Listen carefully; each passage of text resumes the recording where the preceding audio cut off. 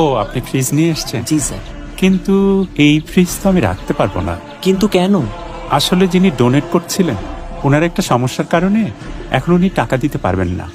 Sir আমাকে কপালে আর fridge নাই। স্যার, আপনি বরং এই ফ্রিজটা নিয়েই যান। এতগুলো বাচ্চার মনে কষ্ট দিয়ে এই ফ্রিজ আমি ফেরত নিতে পারবো না। কিন্তু টাকা? ওটা নিয়ে ভাববেন না, আমি দেখে নেব।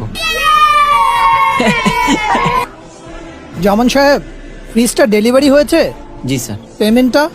স্যার, টাকাটা আমি খরচ করে ফেলেছি। মাসে মাসে আমার স্যালারি থেকে কেটে নিন প্লিজ। অফিসের টাকা আপনি ব্যক্তিগত কারণে খরচ করে ফেলেছেন, আপনার তো শাস্তি হবে। জামান সাহেব, জি স্যার। আপনাকে তো হেড অফিসে ডেকেছে, কালই ঢাকায় চলে যান। কেন স্যার? যে এই কাজ করেছেন, না ডেকে উপায় আছে? স্যার, আসতে পারি? ও, আপনি আসুন। আপনি এই কাজটা কিভাবে করলেন? স্যার, আমি নিরুপায় হয়েই কাজটা করেছি স্যার। আপনি তো একটা মহৎ কাজ করেছেন। আপনি এটা দেখেছেন? কিন্তু স্যার, ডেলিভারি দিতে আসা ওয়ালটনের সেলসম্যান টাকা না নিয়েই আমাদের একটা ফ্রিজ উপহার দেয়। এই ফ্রিজটা যে আমাদের কি উপকারে এসেছে আমরা তা ঠিক বলে বোঝাতে পারবো না।